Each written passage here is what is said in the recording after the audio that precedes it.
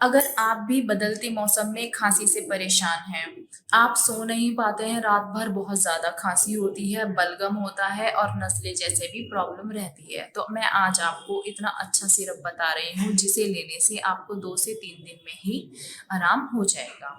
उस सिरप का नाम है बेनाड्रिल, एम्ब्रोक्सिल, एस्थाकाइन डीएस। इनमें से कोई एक सिरप आपको लेना है सुबह शाम आधा कप पानी में मिलाकर। आप देखेंगी कि आपको 2 से 3 दिन में ही आराम हो जाएगा।